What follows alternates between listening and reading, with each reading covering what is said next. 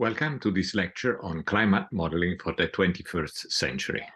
My name is Raffaele Ferrari. I was born in Italy and grew up in Torino, Italy, but I'm now a faculty at MIT, where I'm a physical oceanographer in the Department of Earth, Atmospheric and Planetary Sciences.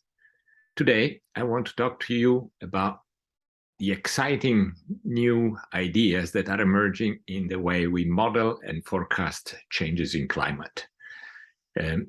While many scientists are approaching the ideas that I will discuss today, I will focus in particular on two projects that I'm involved in. One is called the Climate Modeling Alliance, which is a collaboration between MIT, Caltech, and JPL, NASA JPL.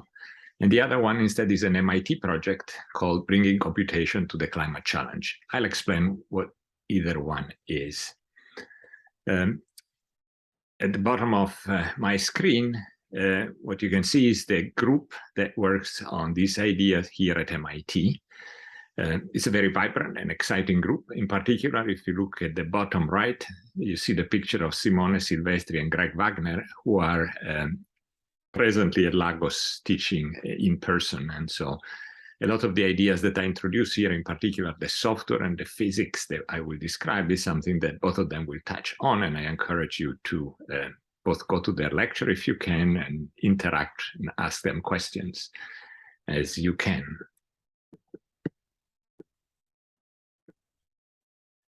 So what is the problem that we are discussing? Well, what we know is that the Earth is getting warmer. The picture in the upper left part of the screen is showing the changes in sea surface temperature between the beginning of the century and 2012, because this was from the IPCC report released in 2017. Where you see red, it means that the globe has gotten warmer, and pretty much everywhere in the world, the Earth has gotten warmer on average by about slightly more than 80 degrees Celsius. So the Earth is definitely getting warmer over time. While this might seem like a small change in temperature, given the large fluctuation we see day to day, on a global scale is a substantial temperature increase. You should compare it more like the temperature of your body. It's the whole Earth system that is getting warmer. It's getting a fever, essentially.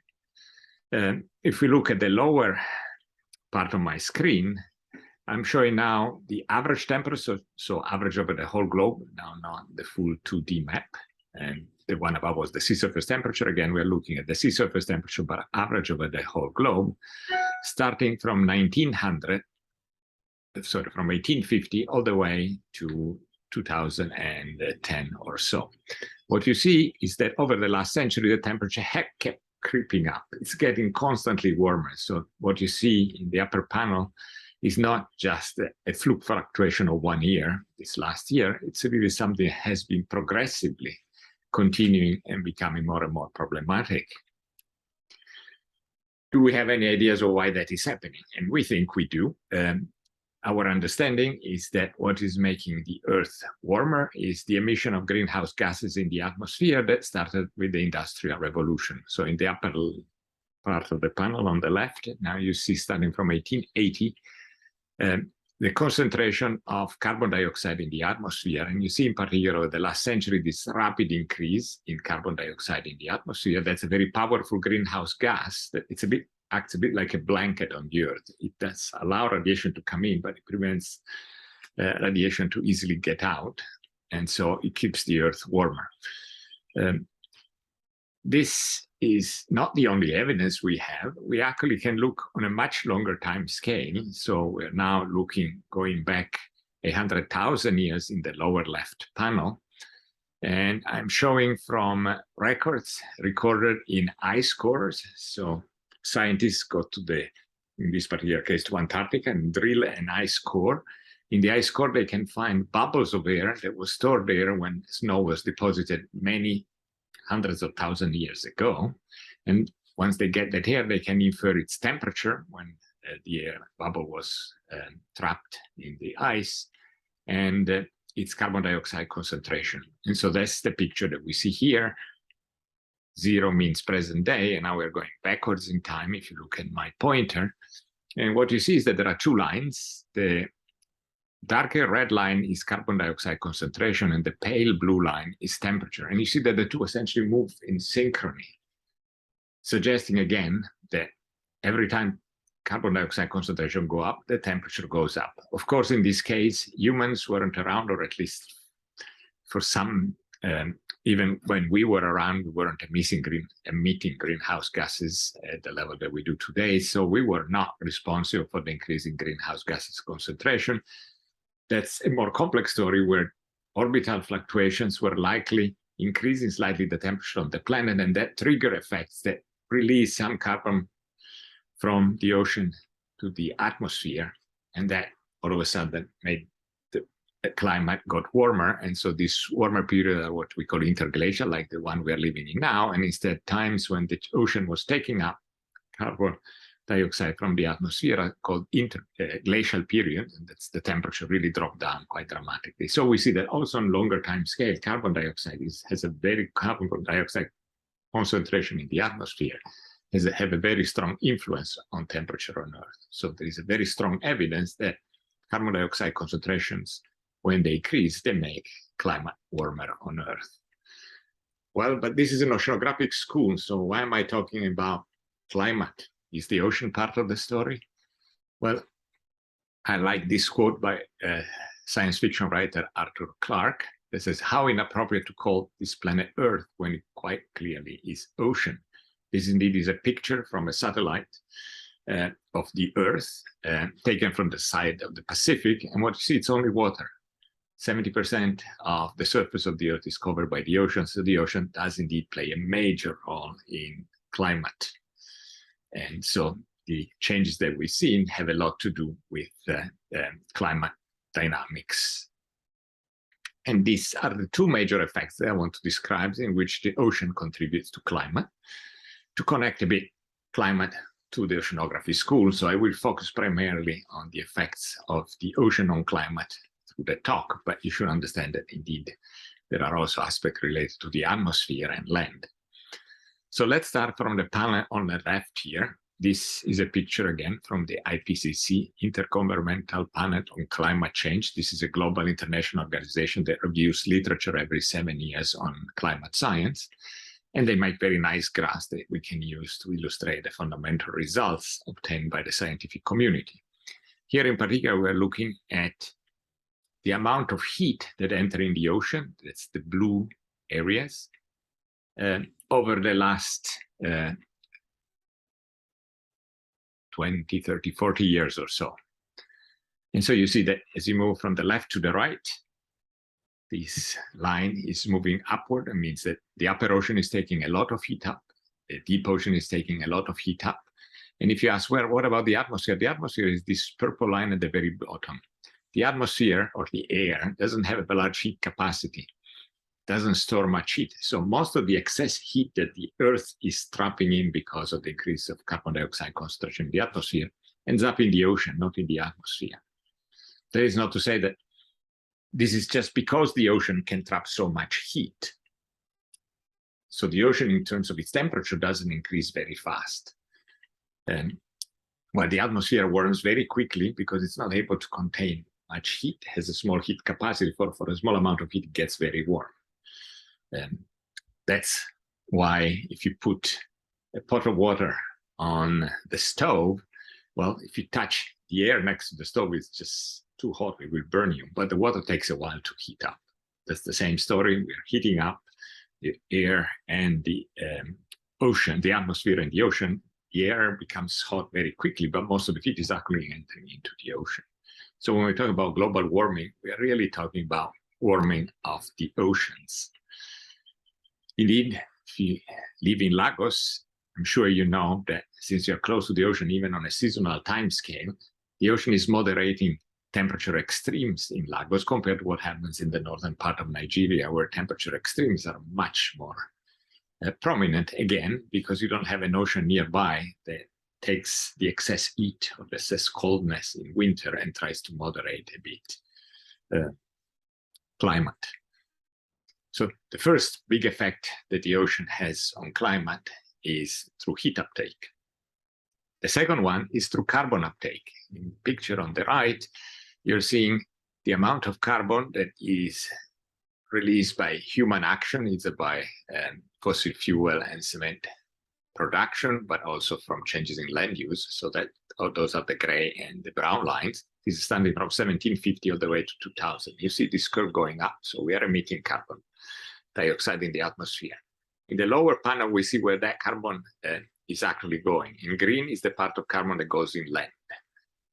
In cyan is the amount of carbon that goes into remains in the atmosphere, and blue is the amount of carbon that ends up in the ocean. The ocean takes up 25% of the total carbon we emit, so it moderates the greenhouse gas effect we would have by taking up some of that carbon. This is true on the short time scale, over the Industrial Revolution time scale. Of course, if we wait much longer, eventually, if we stop emission, eventually all that extra carbon that we put in the atmosphere will end up eventually all into the ocean. So again, also in the carbon cycle, the amount of greenhouse gases in the atmosphere, the ocean is playing a very important role. So now we see the ocean plays an important role. Climate is changing. We know what has happened, but we'd like to know how serious of a problem is climate change as we move into the future. And to do that, we use numerical models that tries to solve the equation that describe the dynamics of the ocean, atmosphere, land, and the distribution of carbon and heat among the various components. And here I'm showing, again, for the last century, the temperature evolution as predicted by these climate models. And this blue line, this is the historical period. So here, this blue line is what we have actually observed, and this shaded blue line around it is the prediction from different climate models. So we see different climate models predict different values for temperature. There is quite a range. They are not all consistent. It's a range which is close to a degree difference. But they all predicted overall the Earth is getting warmer over the historical period. That's largely because all these models are tuned to reproduce somewhat the evolution over time until today, because we observed it. But this is what happens when they try to predict the future. And you see 1, 2, 3, 4 lines. These are predictions for different emission scenarios. So assuming that we keep emitting at present day or more, or much more than present day. Or I guess the lower line is if we reduce dramatically emissions. We see that in the next 40 years, the various curves, as predicted by the model, are not terribly different for the different scenarios, but the shaded area around them is very large. So what that tells us is we predict what is happening in the next 40 years. So the difference across models is much larger than the signal we predict. So we can't really trust, or we cannot really use this model to make strong statement about how much warmer the Earth is going to become in the next 40 years, because somehow this model differs in their prediction by close to 2 degrees C in this picture. And the difference is not associated with uncertainty about how much humanity will emit. We can look at this statement in a different way.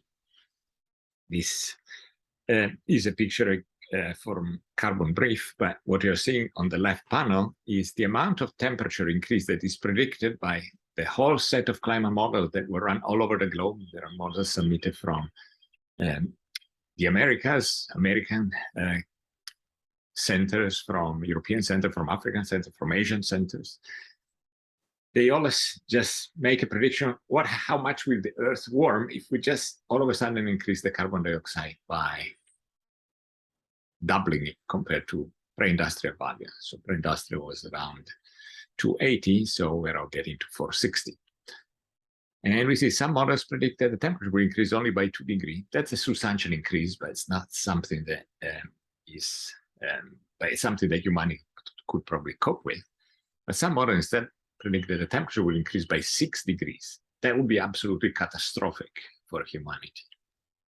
So why is it that these models are so different? Well, one hint might come if we look, for example, at the distribution of low-level clouds in this model. The models on the right tend to have more low-level clouds. The model on the left tends to have fewer low-level clouds.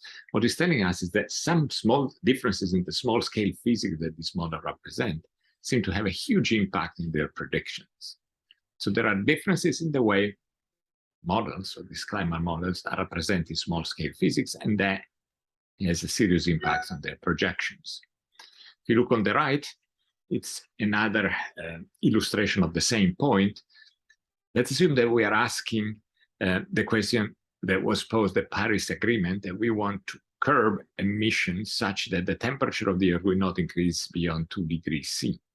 Well, we see that some models will predict that we can arrive to up to 600 ppm concentration of carbon dioxide in the atmosphere. We are around 420 now. So we would have some leeway before we get there, before we cross the 2 degrees C. But other models suggest that instead it's already at 480 ppm or so not very far from where we are today before we cross the 2 degrees C. In particular, on the right axis, you see that there are years. And so I said, if we continue emission at present day level, we are going to cross the amount of greenhouse gases that gets us a 2-degree warming by 2040, according to this model, but only around 2060, according to the models down here. That's a difference of 20 years. In one case, 20 years from now, we're already crossing that threshold. There's very little time to respond as humanity to the challenge of reducing greenhouse gas emission. In the other case, instead, it looks like we can wait another 40 years, and so there is more time to change the infrastructure in the world to cope with this challenge. So that difference is large enough that it makes a dramatic or a pretty fundamental difference in how stakeholders and policymakers should think about responding to the threat of climate change. Well, what about climate projections for Africa? Are those suffering of the same uncertainty? And I'm showing you on the left, indeed, the models predicted already today we're a bit warmer than we were in the pre-industrial regions, with larger warming in the desert belt and southern Africa. 2030, the warming pattern will just increase, again, with these northern and southern enhancements. In 2050, even more so. But again, if we look in particular for Nigeria, since you are all, the school is based in Nigeria, let's look as a function of time how the model predicts the mean temperature in Nigeria will change over time. Again, now these lines are for different emission scenarios. The blue one is a scenario in which we stop emissions or we dramatically curb emission by 2040 or so, while the red line is a situation where we keep emitting at very high rates. And what you see is that, again, the shading is the difference across all models that are used to make predictions in the IPCC report. You see that from today up to 2040, the difference across models is larger than the difference between the different scenarios. It's only after that that indeed you start seeing a fundamental difference, in which higher emission scenarios will give you temperature which can be up to 5 degrees warmer than today, versus temperature just about 1 degree warmer than today. So for the next 40 years, which is essentially what humanity is planning on, we're not very good at planning on hundreds of years, but on multi-decadal timescale, we have planning infrastructure. So with that timescale, the deficiencies on models or the inconsistency in projection across models is large enough that it's a bit difficult to make clear plans. So the question comes, why are there differences across models? And the answer is pretty straightforward. When we have to solve the physics, the thermodynamics, as we call it, and the carbon cycle of the ocean, land, and atmosphere, we know more or less the equations we have to solve. The physics, chemistry, and biology tell us quite a bit. They're not fully known. The physics is more known than the chemistry and the biology. But we do have pretty good ideas about what these equations are. The problem is that we cannot solve them exactly. And why is that? Well, because we know that there are motions and chemical processes scale from a few millimeters up to scale that happen on the full scale of the planet. And there is no computer is powerful enough to solve all this equation on such a large system. You know, you want a system that resolves millimeters and covers the whole globe. So what we have to do instead is we take the full globe, this is the picture on the left, and we chop it in big blocks. Blocks are typically 100 by 100 kilometers in extent. They might be over 100 meters in the vertical or so. So they're big chunks. you know that 100 by 100 kilometers is much bigger than the size of a single cloud or the angle of a vortex in an ocean. So there is a lot of physics, which, as I showed you, is important for climate, like clouds, that essentially falls through the crack on the model. It's a bit like the models has glasses that are not particularly well tuned, so the vision is a bit blurry. But what we don't see of that inside that blurriness, there are a lot of processes that are very important for the climate system. And therefore, we have somehow to guess what that physics is, even though we don't see it very well, and represent it in, or represent at least its cumulative effect. So what is the cumulative effect of all these clouds the model cannot individually resolve, but what is its cumulative effect on the whole climate? That's a big challenge, and different models make different assumptions in what are called parameterization. So that's the first big challenge in climate model, is that there is a lot of small-scale physics that the model do not know, physics, chemistry, and biology, that the models do not know exactly how to represent. The second big challenge is that even if we had a perfect model, models are very hard, very expensive to run, and data are not easily accessible. What do I mean by that? Well, consider what happens with weather models. Willing to bet that probably none of you has ever really run a weather model, but you all can get on a computer or on a smartphone or just looking at TV, and somebody has taken the information from this very complex weather model and provided data that can be easily interpreted by stakeholders like yourself. For example, if tomorrow you want to go out on a hike, you can just look at the weather forecast for tomorrow, and based on the forecast, decide, for example, whether you need to bring an umbrella, whether it's wise to go out, or there are many thunderstorms forecasted for tomorrow. Well, when it comes to climate model, we don't have the equivalent. Climate models are very complex to run, and if you want to make forecast for climates over the next 40 years in Nigeria, well, essentially, you'll need to hire a whole group of scientists that together with a large computer can start setting up a simulation for the region of Nigeria and run cases that you might be interested in. But that requires a large committee, and many stakeholders cannot afford to do that. And therefore, a lot of decisions that policymakers or corporations have to make are not based on the best science that they could achieve. So the second big challenge is that we want models that are useful, not just accurate. So the first question is, we want to improve the accuracy of projections of future climate. And this is the work that we are doing as part of the Climate Modeling Alliance. That's the first project I told you I would talk about. This is a work that was really spearheaded by Tapio Schneider at Caltech, and our group at MIT has joined the effort. Caltech is developing the atmospheric component of the model. JPL is developing the land component of the model, and us at MIT are developing the ocean component. So the first thing we want is that we really want a new generation model.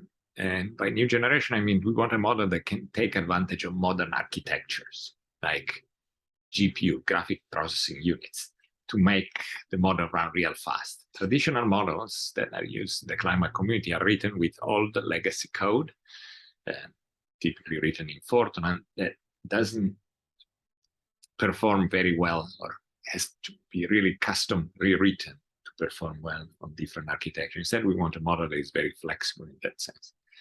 The second thing is that we want a model that can be run at global resolution, like for the full planet, as I told you, but we want also a model that can be run at high resolution, so that since I said that we don't really understand or represent well small-scale physics, what we can think of doing is that we have a global climate model, and now at every grid point, we can launch a very high-resolution simulation that resolve all these processes that we cannot run in the global model.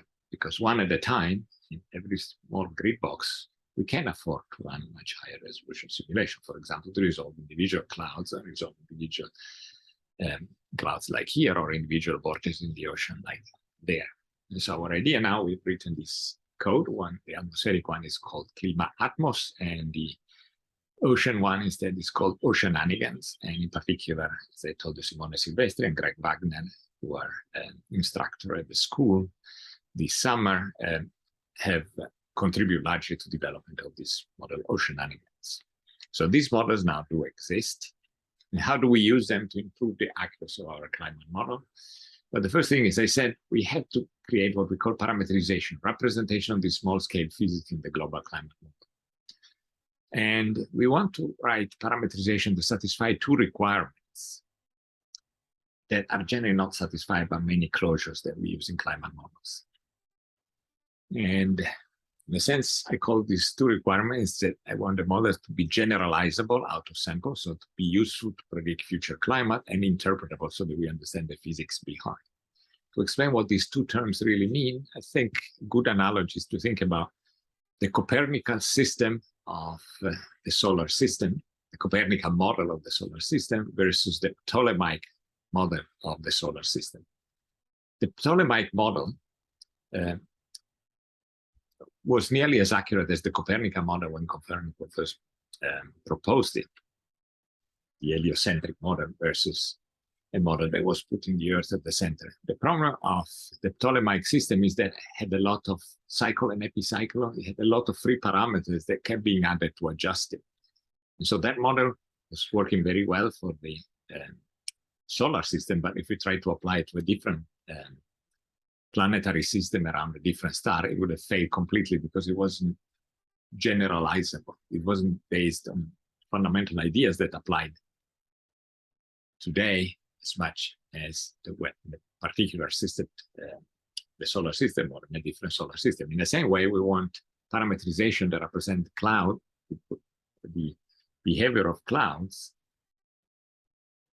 in a way that we expect will hold in any different climate. So we want this parameterization to be based on fundamental physics, so that we want to extrapolate and project how climate will change before we have actually observed it. Second thing is they want the model to be interpretable. In a sense, again, the Copernican system had the advantage that eventually was based on fundamental laws of physics that Newton developed. So we could understand why that model was accurate, and we had trust that it would work also in different planetary systems. In the same way, if we have parameterization based on fundamental laws of physics, we can expect that they will hold also in a different climate.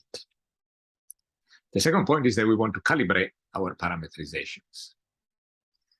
What does it mean? Well, like in the Copernican system, or in the Newtonian system at this point for planetary motion, there were a few parameters like the universe, the gravitational constant, the value of which we don't necessarily know. In the same way, behavior of clouds will depend on some parameters that should be universal, but we don't know. Well, now we can use combination of satellite data in the historical period or high resolution simulation of the kind of what I shown you. And you can use those to learn what these parameters are, because we essentially train the model using machine learning and artificial intelligence technique just to learn from observations or high resolution simulation, the physics that we don't understand very well. But using parameterization that are based on fundamental physical law, we're only learning these parameters that we don't know. And now we have a system where we can improve on the representations on small-scale physics. Not only that, we can also give you an uncertainty. So the advantage of our model will be that when we run it into the future, we will not predict only the mean temperature increase over the next 40 years or 100 years. We will also tell us a bit what is the uncertainty due to the fact that the small-scale physics is not perfectly represented. What about the second project that I want to talk to you about, that I call Bringing Computation to the Climate Challenge? Well, as we said, stakeholders, and the stakeholder can be me, you, really want to know questions like, we expect droughts to become more severe in Nigeria with serious impacts on agriculture. We expect flooding to become more prevalent in coastal area, like in Lagos. This is a picture of Lagos in July 6, 2020. You probably know about it more than I do. But we'd like to know how much more often, and if you had to protect the shores of Lagos, how high a dam should you build, or how much more inland should you move? These are very practical questions, and you need a combination of very accurate projection, but also flexible projection that people can work with to make estimate and planning infrastructure changes over the next century. What we think one ought to do in order to meet these challenges is that once we have our climate machine, this model that I described before with reduced uncertainty because it has a better representation of some small-scale physics, well, we have this large-scale model, we can run it in a whole set of different scenarios. But then what we want to do, we use artificial intelligence techniques to generate emulators that in particular automatically learn how to predict variables in a specific region.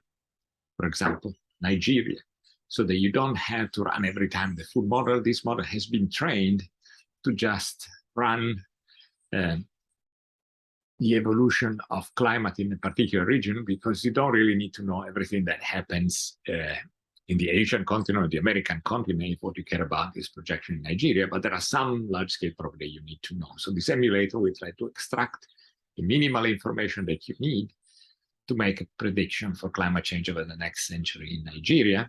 And the idea would be that this model is much faster to run, so stakeholders that need to make decisions on the ground can use this much cheaper model and run different scenarios according to different emissions or different infrastructure that they might be willing to build, and decide trade-offs. For example, do I build a dam? Do I move more inland? Do I change the distribution of agriculture across the country?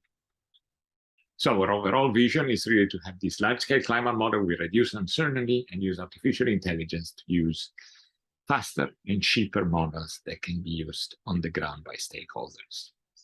I think right now I've been pretty high level in my description of the approach we want to take, and I want to give a specific example of what we are doing on a day-to-day basis. And in particular, I'll talk about how we improve the representation of physics that happens in the upper portion of the ocean in our climate model. So let's first look at what the upper ocean really looks like. This is a section collected in the Pacific. There was an instrument that measured temperature, let's say, or density, if you want. Temperature here dominates the effect on density. The warmer the water is, the lighter it is. And we had an instrument that's going up and down, towed by a ship, and so measure a section between 25 and 35 degrees north in the middle of the Pacific. That's essentially a bit between Hawaii and California in terms of latitude, and it was in the longitude in between Hawaii and California. I'd taken these measurements when I was a graduate student, like many of you, at the Scripps Institution of Oceanography in San Diego, California. So what you see, what is interesting here is depth from the surface to 300 meters, and this is longitude along the ship track between 25 and 35 degrees north. And the colors is, let's say, temperature. And you see the temperature in the upper 100 meter of the ocean, if I move in the vertical, hardly changes. Then as soon as I go below 100 meters, it starts becoming colder very rapidly. Temperature will decrease by 10 degrees or so. So why is it the temperature is very uniform here in the vertical, but much less below?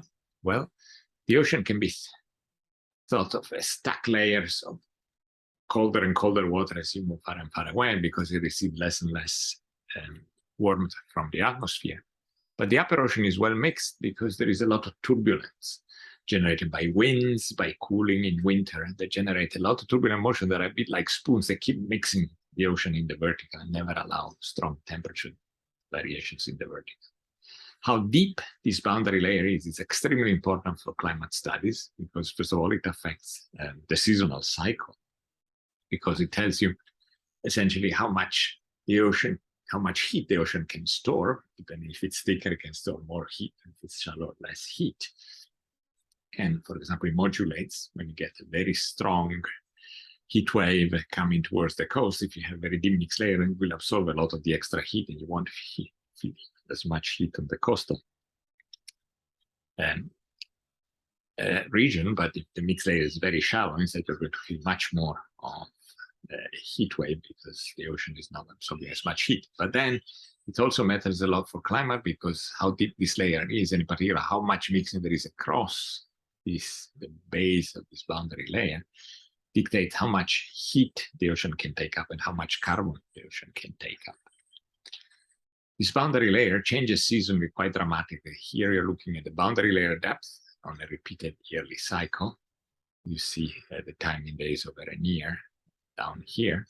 Would be year 1997, taken from many floats that sample the ocean in the vertical, and you see that the boundary layer in winter in the southern hemisphere gets down to a few hundred meters, and in summer becomes very shallow, just a few tens of meters. The same way, when winter comes in the northern hemisphere, again, the boundary layer goes down to a few hundred meters in the North Atlantic, and in the summer it gets very shallow.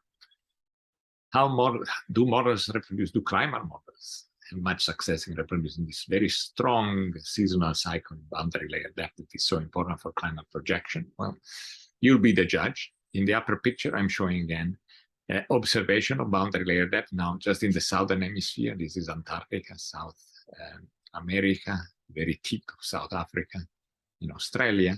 And you see at the end of winter, we see boundary layer depth that are in excess of 400 meters here. The end of summer, much more shallow there on the order of a few tens of meters.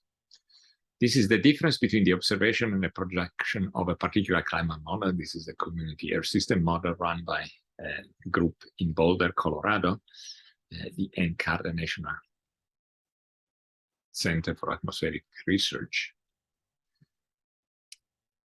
And you just want to see the difference. What this is telling me is that the bias in the ocean, the climate model, and this is typical of most climate models, not particularly this one, just showing this one for illustrative purposes. But it turns out the model here is around 200 to 300 meters too shallow in a boundary layer that was around 400 meters deep. So essentially, the model went down only to 100 meters instead of 400 meters. That's a serious difference. And when you look in winter, again, the model has less of a bias, but in proportion, this difference is as large as the sigma. So again, it's a 100% error. So how can we make progress in representing the deepening of this boundary layer depth? Well, we can take our model, this model Oceananigans that Simone and Greg will talk to you about. This is a model that runs CPUs and GPUs. It's very intuitive, flexible, and easy to use. It's open source, so you can play with it. And what we can do is that we can essentially create a model of one grid point in a climate model, or even less. Now we apply some surface cooling. So this is like one block in the southern hemisphere, in the region where we had these very strong biases in mixed layer depth. And we are applying the cooling because the winter is coming, and you see all this turbulence developing in the upper ocean. So this is like creating surrogate data. We're creating data that shows how fast the cooling is making the mixed layer deepen. Indeed, this model is quite accurate because it resolves most of the fields that you observe in the upper ocean. Now, when we go to the climate model, this whole block can be represented just like a one point in the climate model. So it doesn't have any horizontal information, it just has vertical information. So we can take this model, the 3D model, let's average it in the horizontal, so we just have a vertical profile, and we like to find out that if I apply cooling, you see that my boundary layer, then the region where the temperature is nearly uniform in the vertical, this is a profile of temperature. At the beginning, temperature was increasing towards the surface, and now region of mixed temperatures becoming deeper and deeper because I'm entering winter, much like as I've seen in the observations. The problem is that I will now find a way to teach my climate model to be able to reproduce this vertical profile without knowing all the intricacies of the three-dimensional problem. And so what we do is that we write a temperature equation. This is the evolution of the temperature, one grain point in my model. And I write what is called a diffusion equation. That's the rate at which turbulence is mixing heat into the ocean. Or in this case, it's extracting heat from the ocean because we're cooling from the surface.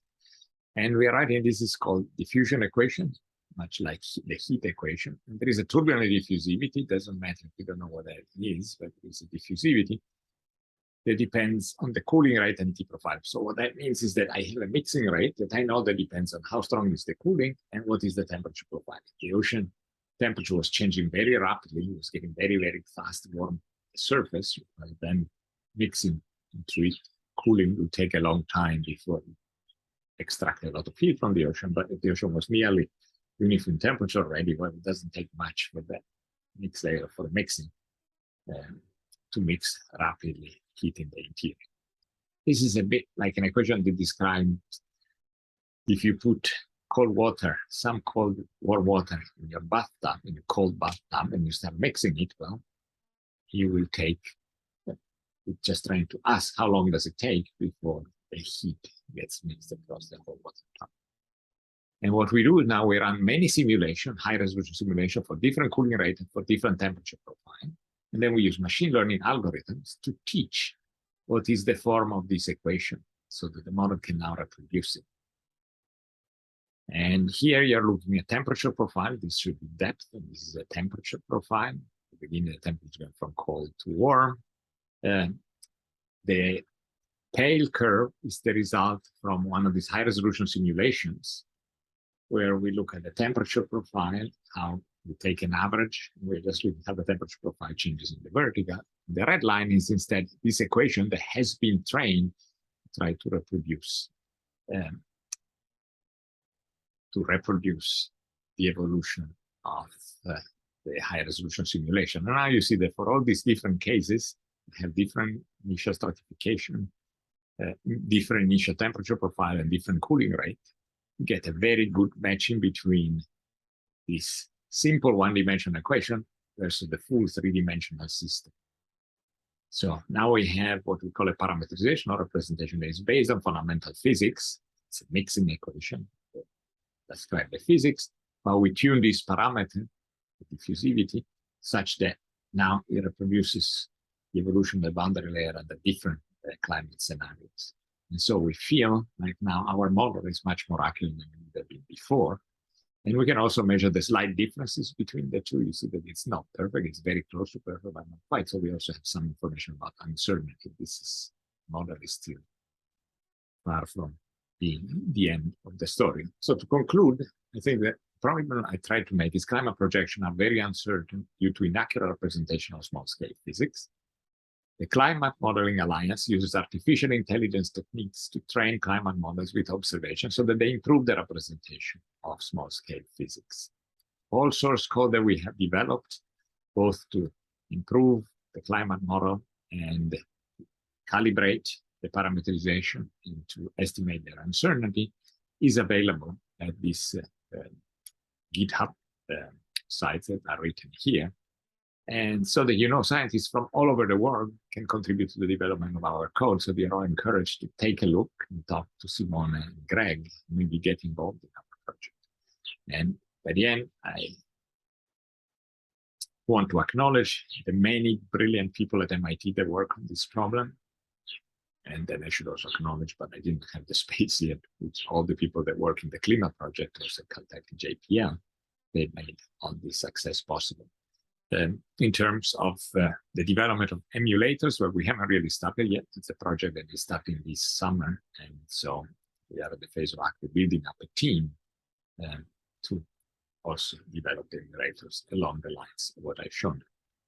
Thank you very much for listening. And please be in touch if you find this kind of work exciting. I can guarantee you that there is plenty of work for everybody. And I think it's both an interesting and exciting work, but also very relevant and important if we are to work as a collective humanity in addressing the problem of global warming. And especially for you in Africa, this is a very sensitive topic because Africa will be severely hit by climate change. And so I hope that you join us in trying to teach the world how to respond to this threat. Thank you very much, and happy to take your questions.